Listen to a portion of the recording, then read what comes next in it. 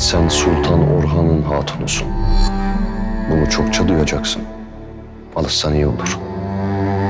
Sen ne vakit devlet desen ben biraz daha senden eksiliyorum. Ben öleceğim belki. Ama sen asla mutlu olamayacaksın abla. O zaman sizin dediğiniz gibi hayırlı olsun. Hayırlı olsun. Hayırlı olsun sultanım. O tepeye çıkan da Orhan'ın toyu kana bulanacak. Ölmeyeceksin. Orhan'a ihanet mi edeceksin? Menfaat biterse ihanet başlar dersin. Ben Orhan'ın kalbine giren ilk kadınım.